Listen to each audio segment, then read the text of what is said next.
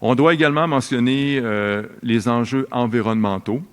Je vais me concentrer pour l'instant sur les enjeux du point de vue de l'utilisateur, de l'utilisatrice. Quand on utilise ChatGPT, il y a une consommation d'électricité parce que ChatGPT est hébergé par des centres de données. Donc, on parle du cloud, les nuages, mais le nuage est à quelque part, c'est dans les centres de données. C'est très énergivore, ça produit beaucoup de chaleur, il faut refroidir ces systèmes de données. Donc, utiliser ChatGPT, il faut en être conscient, ça utilise donc de l'énergie, ça produit du CO2 selon la manière dont l'électricité est produite. Si c'est l'hydroélectricité, c'est une chose. Si c'est avec du charbon, ça n'a pas le même impact CO2. Aussi, quand on utilise ChatGPT, on utilise de l'eau parce que l'eau est utilisée pour les centres de refroidissement. C'est une estimation, mais il est estimé que chaque conversation avec ChatGPT, on parle ici d'une conversation donc de 20 à 50 questions, consommerait 500 millilitres d'eau. En plus de tout le matériel qui est utilisé pour les ressources, les ordinateurs et autres. À l'échelle individuelle, ça peut paraître peu, mais il faut se rappeler qu'il y a 10 millions à peu près d'utilisateurs de ChatGPT par jour. Donc, à l'échelle globale, l'impact est important. Et à cela s'ajoute l'entraînement des systèmes d'intelligence artificielle, des IA génératives, qui consomment beaucoup d'énergie, consomment beaucoup de ressources aussi. C'est une estimation, mais on avait estimé que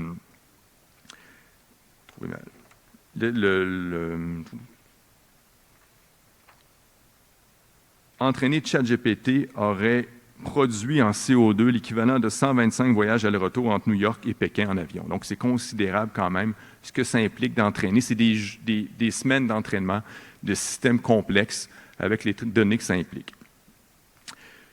Qu'est-ce que ça veut dire? Ça ne veut pas dire qu'il ne faut pas utiliser ChatGPT. Il faut juste l'utiliser de façon responsable, en étant conscient, comme on le fait de toute façon pour le numérique, parce qu'on sait par ailleurs que même envoyer un courriel, ça a un impact environnemental. Encore une fois, c'est des estimations, c'est pour donner une idée, mais envoyer un courriel avec une pièce jointe serait l'équivalent d'impact environnemental d'allumer une ampoule pendant 1 heure. Donc, leçon à tirer, on sollicite l'IA générative de façon responsable, c'est-à-dire quand c'est utile et pertinent. On évite les requêtes superflues, des super blagues à ChatGPT. On peut penser à nos requêtes du début à ChatGPT en disant « ouais, c'était peut-être pas utile et pertinent ». D'aller droit au but dans nos conversations, éviter les allers-retours inutiles et d'encourager les entreprises qui poursuivent des efforts pour réduire l'empreinte environnementale. Et il y en a. Il y a une conscientisation du milieu de plus en plus. Je donne l'exemple ici de Keyscale, qui est une compagnie qui est implantée à Lévis, qui développe un projet de plus de 800 millions pour un centre de données qui utilise des ressources renouvelables et qui réutilise, en plus c'est au Québec, donc il fait froid l'hiver, donc ça a moins d'impact pour le refroidissement des centres de données. Et l'été, on réutilise la chaleur pour des serres ou d'autres utilisations. Et c'est Martin Bouchard, un ancien du Cégep de Sainte-Foy, qui est derrière ce projet-là. Passons maintenant aux enjeux liés à l'utilisation de l'intelligence artificielle. Il y a un risque de désinformation. On parlait de mésinformation, là on passe à la désinformation, c'est-à-dire l'information erronée ou déformant la réalité transmise dans le but de manipuler. On sait, l'IA peut servir à produire des hyper-trucages, donc des fausses vidéos, mais qui semblent réalistes sur les gens, ou de fausses images. Par exemple, on a vu circuler sur le web toutes sortes d'images qui étaient en réalité fausses, mais qui semblent vraies. Le débat électoral, la campagne électorale actuelle aux États-Unis est un bel exemple de l'utilisation néfaste de l'intelligence artificielle à des fins de désinformation. Et ce qui est inquiétant, c'est que les outils pour créer des fausses vidéos, des fausses images, sont de plus en plus accessibles facilement. C'est utilisable par n'importe qui. Puis je donne un exemple. Là, il y a une application qui permet au grand public de télécharger une photo, n'importe qui, et l'application vous retransmet la photo, mais dénudée. Donc, on met une photo de quelqu'un, puis elle nous produit une photo de personne nue. Et ce type d'application est malheureusement utilisé pour de la manipulation. Donc, c'est-à-dire qu'on envoie ça à la personne, puis on dit, ben, si tu ne transmets pas tel montant d'argent, ben, je transmets cette photo-là à ton réseau social. C'est arrivé à un de mes étudiants, la session passée, qui est venu me voir, puis qui m'a demandé conseil pour cette situation-là. Donc, c'est quelque chose qui est courant, qui est présent. Et de plus en plus, on va utiliser, c'est le cas actuellement, là, mais l'IA pour la fraude. La fraude où on va utiliser une synthèse vocale, donc on reproduit la voix de quelqu'un ou encore des images pour demander de l'argent.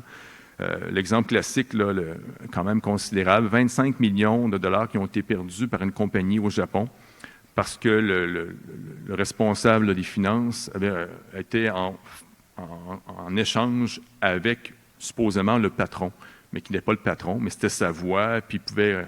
Donc, c'est des enjeux là, qui sont présents, auxquels on doit être conscient. C'est une application, donc, vous le devinez, malveillante de l'intelligence artificielle.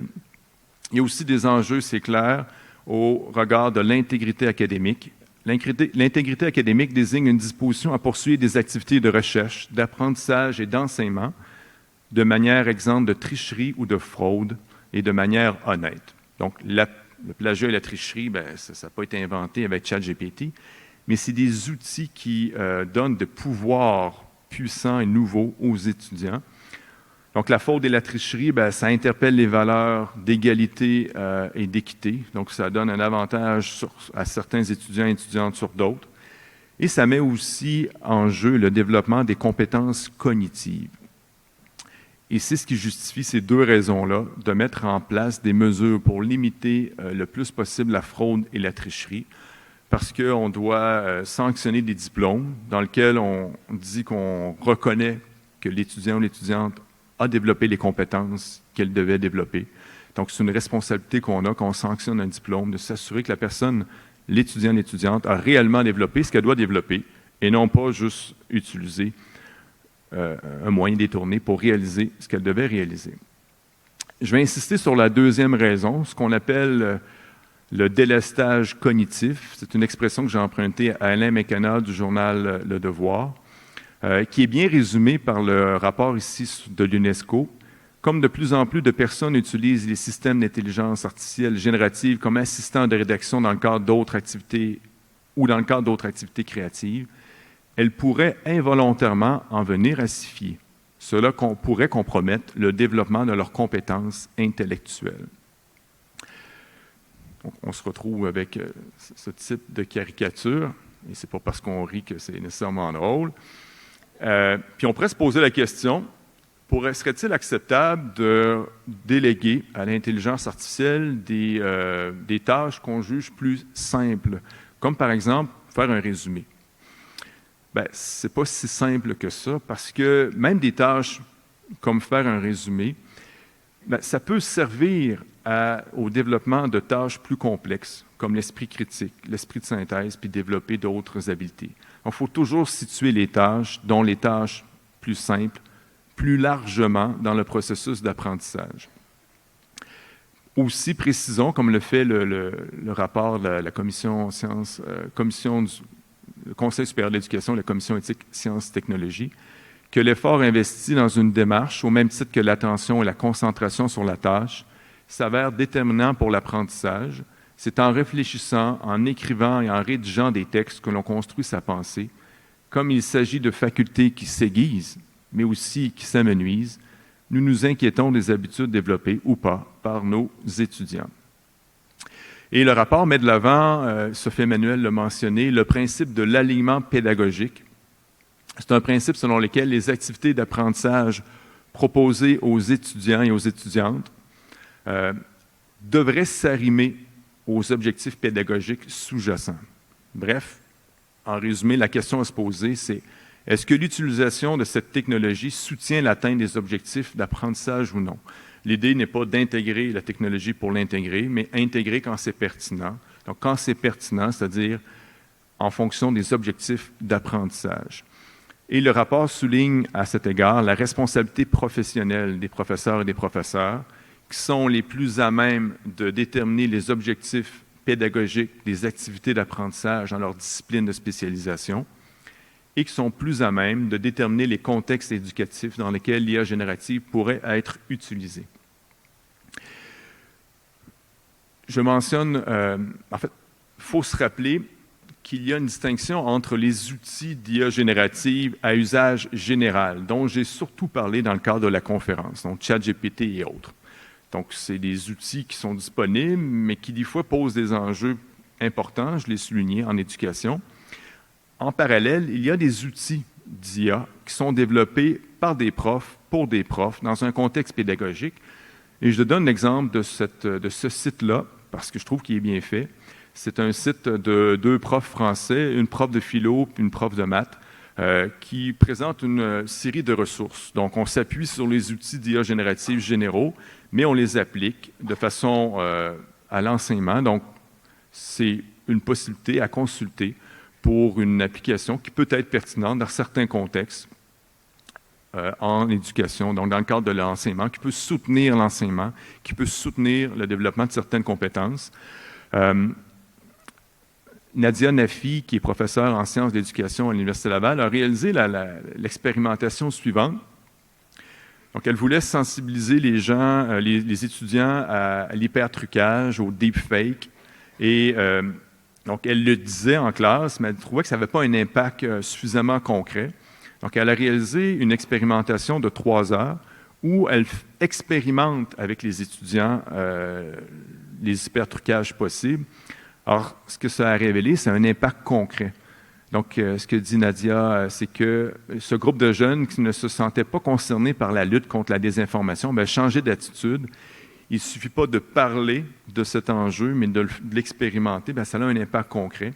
Ça peut être la même chose, possiblement, si vous le jugez pertinent. Parler des limites de ChatGPT, c'est une chose, mais de le montrer de façon concrète aux étudiants, les enjeux que ça soulève, bien, ça peut avoir un impact de façon plus importante auprès des étudiants. Je mentionne également la trousse pédagogique qui est sortie cet été, qui a été développée par 2 de mes collègues de philo au Cégep André Laurando. C'est des expériences clés en main, des expérimentations qu'on peut utiliser en classe. Et l'idée, c'est justement de sensibiliser les étudiants aux enjeux soulevés par l'intelligence artificielle. Donc, autre application possible. Et à venir, vous savez que dans les actualités,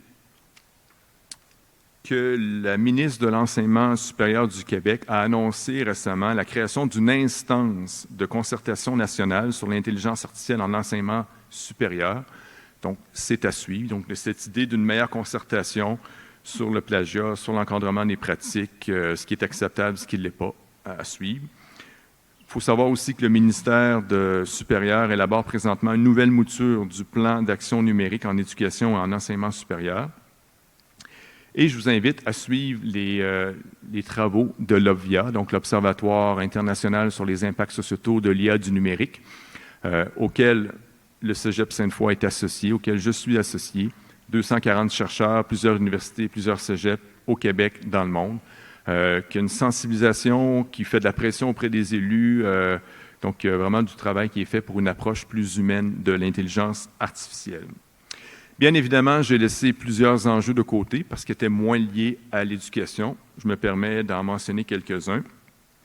Entre autres, les enjeux liés à la protection de la vie privée, parce que l'intelligence artificielle c'est un puissant outil pour inférer beaucoup d'informations personnelles sur vous, seulement à partir des traces numériques ou même à partir du mouvement des yeux. C'est l'objet de mes recherches au doctorat que je mène, donc l'impact de l'analyse prédictive là, sur la vie privée. Il y a beaucoup de travaux qui sont faits sur l'impact sur l'impact sociétal, économique, politique, notamment par les professeurs québécois Jonathan Martineau et Jonathan Durand-Folco, ou encore les travaux de la professeure Zuboff américaine sur le capital de surveillance. Donc, beaucoup d'enjeux qui sont soulevés, que j'ai laissé tomber, laissé de côté. Toute la question des dilemmes autonomes, le dilemme éthique des voitures autonomes, on doit programmer, mais qui pourrait être appelé à prendre des décisions entre frapper un piéton, frapper une personne dans une voiture, on fait quoi?